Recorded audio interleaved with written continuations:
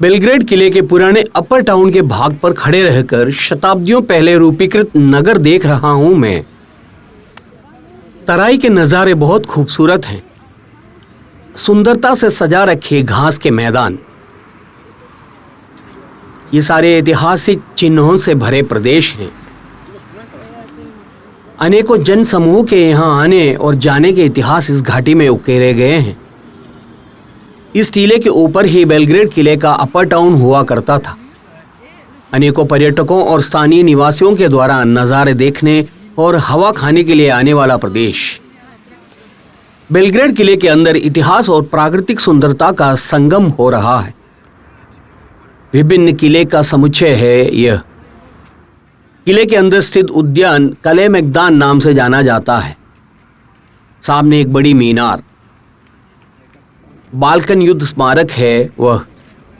Serbian भाषा में ओबडनिक और अंग्रेजी में द विक्टर नाम वाले उस स्मारक की ओर मैं बढ़ा। ओटोमन तुर्की और ऑस्ट्रो हंगेरियन साम्राज्य के विरुद्ध सर्बिया के द्वारा प्राप्त विजय का स्मारक है यहाँ। सर्बिया निवासियों के देश प्रेम के प्रतीक के रूप में ही इस स्तंभ को माना गया है। एक हाथ में तलवार और दूसरे हाथ में शांति के प्रतीक कबूतर के साथ खड़े एक योद्धा की प्रतिमा। सावा डैन्यूब नदी के संगम स्थल और उसके आगे स्थित पुष्का ओरा पर्वत को देखते हुए वह योद्धा खड़ा है। 4 मंजिली इमारत की ऊंचाई वाला स्तंभ। 1928 को इसकी स्थापना यहाँ हुई थी। स्मारक के नीचे खड़े रहने पर किले के नीचे से सावा नदी को बहते हुए देखे जा सकते हैं। डैन्यूब का एक उपनदी आकर सावा से मिल रही है। टीले के ढलान पर पुराने किले के अवशेष। लोग उन दृश्यों को देखते हुए खड़े हैं। इन्हें मात्र नदी नहीं कह सकते हैं, इतिहास को साथ लिए बहने वाली धाराएं हैं ये। यूरोप की भूमि पर अनेकों देशों की धरती को छूती हुई बहकर आ रही डैन्यूब, उसके सावा के साथ के संगम वाला बहुत प्रमुख प्रदेश है यह। किले के अंदर नगर के सजीव रहने के उस काल के दौरान यहाँ अनेकों इमारतें हुआ करती थी। लंच क्रूज और डिनर क्रूज के अनेकों बोट नीचे दिख रही हैं। लंगर डाले पड़ी पार्टी बोट भी हैं उनमें। शाम के समय रंगीन दीपों से सजाकर सावा और डैन्यूब से होकर उन्हें बहकर जाते हुए देखे जा सकते हैं। इस प्रदेश को सावा रिवर पोर्ट कहते हैं। शाम होते ही विज्ञापन की नौकाएं नदी में दिखने लगी। मनोरंजन यात्रा की छोटी नौकाएं भी हैं। सावा के उस पार के किनारे पर रेस्तराएं स्थित हैं। बहने वाली रेस्तराएं, उनकी संख्या अनेकों हैं। मुझे लगा कि उस तरफ जाना चाहिए। किले के नज़ारों को समेट लेने के बाद मैं वहां जाऊंगा। एक जमाने में बहुत भीड़ भरा रिवर पोर्ट हुआ करता था यहाँ। 15वीं से 19वीं शताब्दी के बीच ही वह बंदरगाह सबसे अधिक सजीव हुआ करता था। इन नदियों से होकर ही बेलग्रेड नगर पर सबसे अधिक आक्रमण हुआ था। तुर्की, ब्रबेरियन प्रब, ऑस्ट्रिया वालों ने अनेकों अवसरों पर डैन्यूब और सावा से बड़े जहाजों में आकर ही बेलग्रेड पर आक्रमण किए थे। यूरोपियन शक्तियों की बात करें तो उनके लिए डैन्यूब सावा नदी के संगम स्थल पर स्थित बेलग्रेड नगर का बहुत अधिक महत्व था। वाणिज्यिक और सैन्य दोनों ही स्तर पर इस नगर का महत्व बहुत अधिक था, जो कि सामरिक महत्व वाला हुआ करता था। सीधे सामने कल्चरल मॉन्यूमेंट प्रोटेक्शन इंस्टीट्यूट नामक संस्था है। यहाँ का किला, यहाँ की निर्मिति, पुरातत्व आदि सब उसी संस्था के अधीन आते हैं। यहाँ अनेकों सुरंगें, सीढ़ियाँ, भूमि के नीचे की गुफा के फाटक आदि दिख रहे हैं। मैं केवल उसका बाह्य रूप ही अभी दिखा रहा हूँ। बेलग्रेड किले के साक्षी बनी ऐतिहासिक घटनाओं को याद करते हुए मैं यहाँ से होकर चल रहा हूँ। इस किले से संबंधित कहा जाए तो पिछला 1000 वर्ष बहुत अधिक घटनाओं से भरा था। ऑस्ट्रिया, हंगरी आदि देशों की सेना डैन्यूब से नीचे की ओर और ओटोमन तुर्की जैसे लोग ब्लैक सी से होकर डैन्यूब से ऊपर की ओर ही बेलग्रेड को अपने अधीन किए थे। यहाँ कई जगहों पर पर्यटकों के साथ आए गाइड उन लोगों को इतिहास समझाते हुए खड़े हैं। बेलग्रेड किले का दौरा करने वाले पर्यटकों में से अधिक इतिहास को समझने में रुचि रखने वाले होते हैं। एक लंबी ऐतिहासिक घटनाओं से भरा इस प्रदेश की कहानी सुनने वालों को आश्चर्यचकित कर देती है। अभी पेड़ उगे हुए इस प्रदेश पर कभी किले का अपर टाउन हुआ करता था। 15वीं से लेकर 18वीं शताब्दी तक बेलग्रेड की सबसे व्यस्त जगह यही हुआ करती थी। 18वीं शताब्दी के आरंभ के दशक में ऑस्ट्रिया के राजकुमार यजिन के नेतृत्व में यहाँ आई सेना ने नगर की निर्मितियों को तोड़कर किले के अंदर के नगर को तहस नहस कर दिया था। सारी जनता को किले के बाहर करके उन लोगों ने किले को सैनिक छावनी बना दी थी। ये पुराने अवशेषों की और नए काल में बनाए गए रास्ते हैं। इस किले में एक बहुत ही सजीव नगर हुआ करता था। आज लेकिन उसके अवशेष के रूप में कुछ पत्थर के ढांचे ही बचे हैं। अभी भी यहाँ पुरातात्विक अनुसंधान और उत्खनन के कार्य चल रहे हैं।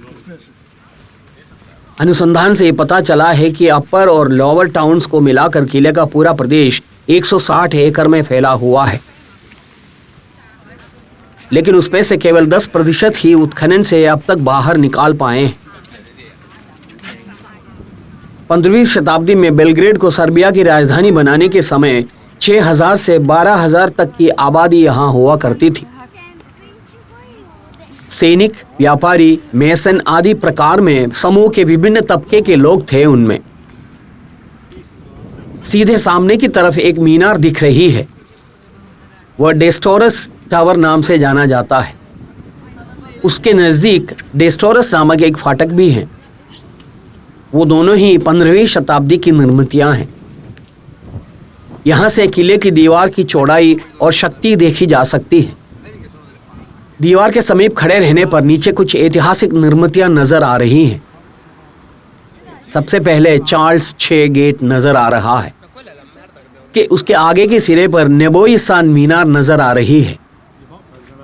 इस किले के मध्यकालीन निर्मितियों में से पूर्ण रूप से आज भी एकमात्र निर्मिति ही खड़ी है और वह है नेबोई सा टावर।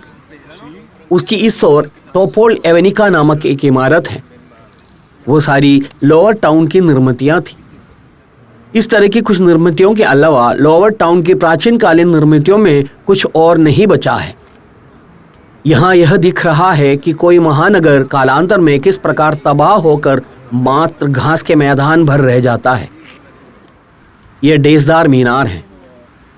प्राचीन काल में डैन्यूब सावा नदियों से आने वाले जहाजों के निरीक्षण के लिए बनाई गई एक मीनार थी। वह किले की मोटी दीवार उस मीनार तक जाकर उससे सटी हुई है। इन नज़ारों से यह साफ जाहिर होता है कि यह एक बहुत ही विशाल किला हुआ करता था। एक जमाने में अपर टाउन की ओर का मुख्य फाटक यही बेस फॉरेट्स गेट हुआ करती थी। 1402 से 25 वर्ष सर्बिया पर हुकूमत किए स्टेफान लासरेविच नामक शासक के काल के दौरान ही इन मीनार, फाटक आदि के निर्माण यहाँ किए गए थे। अभी उनकी मरम्मत करके उन्हें पहले जैसे मजबूत बनाए रखने के काम चल रहे हैं। ये बाहर दिखने वाले मात्र ही अपर टाउन की निर्मिति नहीं है। शोधकर्ताओं के अनुसार इस मैदान के नीचे भी अनेकों पत्थर के ढांचे और सुरंगें आदि मिलेंगे। यहाँ तीरंदाजी जैसा कुछ हो रहा है। ये पर्यटकों के मनोरंजन के लिए आयोजित कार्यक्रम है। मध्यकालीन सैनिकों की वेशभूषा में कुछ लोगों का एक परेड पैदल पार पथ से आगे की ओर बढ़ रहा है। इस तरह ये लोग बीच बीच में सशस्त्र होकर इन रास्तों पर निकलते हैं। प्रत्येक काल के दौरान बेलग्रेड किले के अंदर सशक्त सेना रहती थी। 18वीं शताब्दी के होते होते पूरा प्रदेश मात्र सैनिकों की छावनी बनकर रह गई थी। मैंने किले से वापस जाने का निर्णय लिया। ओटोमन तुर्कियों की एक बहुत बड़ी सैनिक चौकी हुआ करती थी यहाँ। ये सीधे सामने सहात मीनार नजर आ रही है। मैं उस मीनार के नीचे की फाटक से होकर ही यहाँ आया था। यहाँ कॉफ़ी की, उपहार के सामानों की आदि दुकानें चलाई जा रही हैं। सहात मीनार के नीचे की फाटक से लोग किला देखने के लिए आते जा रहे हैं। एक लंबी, अनेक घटनाओं से भरे एक इतिहास को अपने अंदर छिपाए खड़ा बेलग्रेड किला। पहले और दूसरे विश्व युद्ध के दौरान किले को सशक्त बमबारी को झेलना पड़ा था। अभी शांति कायम इस काल के दौरान किले की अधिक से अधिक मरम्मत करके उसे पहले जैसे बहाल करने के काम में सर्बिया की सरकार लगी हुई है। घंटाघर के नीचे की दोनों तरफ चौकीदारों के लिए कमरे बने हुए फाटक से होकर मैं बाहर आया। यहाँ खाई के ऊपर से लकड़ी का एक पुल बना हुआ है। प्राचीन काल के पुल के प्रतिमान के रूप में नए काल में एक नया पुल यहाँ बना हुआ है। पुल से होकर चलते हुए उनके दोनों ओर की खाई में कतार में रखे हथियार देखे जा सकते हैं। आधुनिक काल की बंदूकें और तोपें हैं उनमें। सैनिक संग्रहालय के भाग वाला प्रदर्शन है यह। छोटे तोप से लेकर मिसाइल तक हैं उनमें। युगोस्लाविया की सेना के द्वारा उपयोग किए गए हथियार हैं उनमें अधिक। अभी इन्नर स्टैम्बोल गेट से होकर जा रहा हूं मैं। 18वीं शताब्दी में सर्बिया के ऑस्ट्रिया के शासन के अधीन रहने के दौरान बनाया गया गेट है वह। मेरे अंदर जाते समय यहाँ नहीं दिखे 2 लोग अभी गेट पर स्थित हैं। मध्यकालीन सैनिकों के वेश धारण किए हुए 2 लोग, हेलमेट, विशेष प्रकार का कवच, लोहे के दस्ताने आदि धारण किए हुए हैं। विशेष प्रकार का भाला, विरोधी के आक्रमण से अपने शरीर की अधिक से अधिक रक्षा करने के लिए लोहे का ढांचा लगा रखा है। आगंतुकों के इनसे आकर्षण इतना मात्र है कि उनके साथ खड़े होकर एक फोटो खिंचवाया जाए। किले के अंदर की ओर के आगंतुकों के बहाव अभी भी जारी है। रास्ते के आखिरी सिरे पर एक इमारत है, अभी museum of forestry and hunting के कार्यरत इमारत। इस ढाबे की एक खासियत है, ऑर्डर देने पर आवश्यक रुचि वाले ब्रेड तुरंत मिल जाते हैं। उससे आगे की ओर चला मैं। करादोरदेस हैं अभी सामने। किले के अंदर प्रवेश करने का सबसे पहला गेट यही है। 2003 में इसका पुनर्निर्माण हुआ था। गेट पर एक खाई और उसके ऊपर से लकड़ी का पुल। प्राचीन काल में आवश्यक अवसरों पर ही इस पुल को यहाँ लगाए रखते थे। अभी पुल के नीचे की खाई में बच्चों के मनोरंजन के केंद्र स्थित हैं। शाम के समय भी इसके अंदर की ओर लोगों का आना जारी है। उनमें स्वदेशी और विदेशी दोनों हैं। मैं लौटकर कले मैदान उद्यान पहुंच गया हूं। बहुत विशाल उद्यान का मुख्य भाग यही है। बहुत ही सजीव प्रदेश। उद्यान के अंदर से अनेकों रास्ते बने हैं। उन सब रास्तों से होकर एक महासम्मेलन में भाग लेने के लिए आ रहे हो जैसे लोगों का प्रवाह। इतनी भीड़ होने का कारण शुक्रवार का शाम होना ही हो सकता है। चलकर थके लोग उद्यान के बेंच पर विश्राम कर रहे हैं। ये उद्यान के शौचालय हैं। हर तरह की सुविधाओं वाला एक खूबसूरत उद्यान। अब मैं यहां से बाहर निकल रहा हूं। किले का दौरा करने के बाद काफी लोग बाहर की ओर जा भी रहे हैं। उपहार की दुकानों के अंदर की ओर ध्यान से देखे तो उनमें से बहुत कुछ खरीदने की इच्छा होती है। ऐसे जाते हुए मेरी नज़र इन पर पड़ी। सिटी क्रूज वालों की बोटिंग के लिए लोगों की बुकिंग कराने के लिए खड़े 2 लोग। सावा डैन्यूब नदियों से होकर की जाने वाली 2 घंटे की लंबी बोट की सवारी है वह अभी थोड़ी देर में रवाना होगी। मैंने भी एक टिकट खरीदी। समय अभी 5:30 ही हुआ है। मैं इसी चिंता में था आज का बाकी बचा हुआ समय कैसे बिताऊंगा। काफी संख्या में लोग टिकट बुक करा रहे हैं। समकालीन कला संग्रहालय और सार्वजनिक पुस्तकालय एक तरफ दिख रहे हैं। ये नेज मिहाइलो स्टेट है। उसमें भरकर आगे बढ़ते लोग। वो सब देखते हुए थोड़ी देर तक मैं वैसे ही खड़ा रहा। तब तक बुकिंग पूरी हो गई। रिवर पोर्ट की ओर चलते हैं कहकर टिकट देने वाला बंदा आगे की ओर बढ़ा। टिकट खरीदने वाले उसके पीछे हो लिए। 40 के करीब लोग हैं उनमें। हम लोग पैरिस्ता स्ट्रीट क्रॉस करके आगे बढ़े।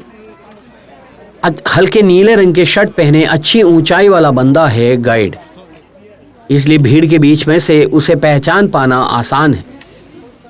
रास्ते की एक तरफ ट्रैम की पटरियां हैं, उसके अंदर उतरकर चलने के लिए हमारे गाइड ने मना कर रखा है। यह नदी के किनारे पर एक विशाल प्रोमेनेड है।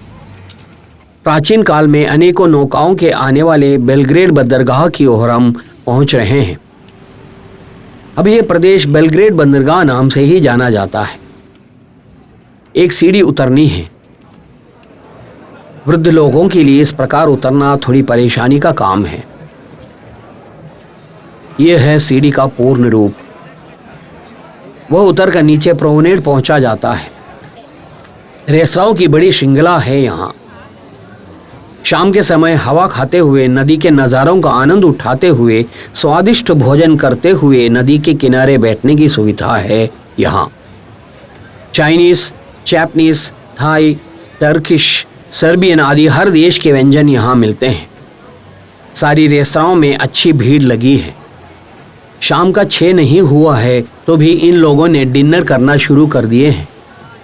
भोजन करते ही यहाँ से बाहर जाने वाले नहीं हैं ये लोग। काफ़ी रात तक ये यहीं बैठे रहेंगे। दूसरी तरफ मेरे पीछे सावा नदी बह रही है। यह प्रोमेनेड उत्सव का एक किनारा है। अनेकों रेस्तराएं। 12वीं शताब्दी से ही बहुत सजीव बंदरगाह यहाँ हुआ करता था। बेलग्रेड में अपने भाग्य की खोज में पहुंचे व्यापारियों की, बेलग्रेड को अपने अधीन करने पहुंची सेनाओं की आदि नौकाएं इसी बंदरगाह पर आकर ठहरती थी। अभी यह पर्यटकों के उत्सव के केंद्र हो गया है। यह दिखने वाली इमारतें पुराने बंदरगाह के गोदाम आदि हुआ करते थे। किनारे पर बहुत लंबाई में बनाई गई इमारत, इसका नाम बेटोन हाला है। इसका अर्थ है कंक्रीट हॉल। आज उसमें रेस्तराओं की एक श्रृंखला है। शाम होते ही नगर के सबसे अधिक सजीव मनोरंजन केंद्र में वह तब्दील हो जाता है। एक तरफ हमारे गाइड इंतजार में खड़ा हुआ था। बोट क्रूज के लिए टिकट लेने वाले उसके चारों ओर खड़े हैं। अब हम लोग बोट की तरफ चल रहे हैं। सबसे आगे गाइड हैं। दाईं तरफ यह डेल्टा फाउंडेशन द्वारा स्थापित फ्रॉम देयर ओवर हियर नामक शिल्प है। पहाड़ के ऊपर विक्टर स्मारक है। थोड़ी देर पहले मैं उसी के नीचे खड़े रहकर इस तराई के नज़ारों को देखता रहा था। यहाँ नीचे एक विचित्र आकार का बोट पड़ा हुआ है। हमारे जाने का बोट यही है। टर्टल क्रूज है मेरी टिकट ले रखी क्रूज कंपनी का नाम। नाम के अनुरूप ही बोट का आकार भी कछुए जैसा ही है। 1-2 लोग पहले से ही उस कछुए रूपी के अंदर बैठे हुए हैं। इसको एक विचित्र बोट ही कह सकते हैं। सुंदरता नाम मात्र की भी नहीं है। उसमें चढ़ने में मुझे थोड़ा डर भी लग रहा है। इतनी तसल्ली है कि वह नदी से होकर ही जाएगी। 2 मंजिली बोट है। बोट के अंदर पहुंचने के लिए प्रोमेनेड से नीचे की तरफ जाना होगा। नीचे उतरने पर एक अन्य बोट में पहुंच जाते हैं। वहां से होकर ही टर्टल क्रूज की कछुआ बोट के अंदर पहुंचना होगा। सवारियों ने उसके अंदर प्रवेश किए। इसमें ओपन डेक के नाम से आगे और पीछे के 2 छोटे छज्जे ही हैं। इसलिए अधिक लोगों ने बोट के अंदरूनी भाग में ही प्रवेश किए। अंदर 2 मंजिल हैं। बाहर से अंदर पहुंचकर सीढ़ियां चढ़कर ऊपर और उसी प्रकार उतरकर नीचे भी जा सकते हैं। बोट की यात्रा आरंभ हुई। मैं पीछे के ओपन डेक पर पहुंचा। यहाँ खड़े रहने पर नज़ारे एक विस्तार से देखे जा सकते हैं। जिन्हें बाहर बैठने में रुचि नहीं है उन लोगों ने अंदर की कुर्सियों पर डेरा जमा लिए हैं। यहाँ छोटी बड़ी और भी अनेकों नौकाएं पड़ी हुई हैं।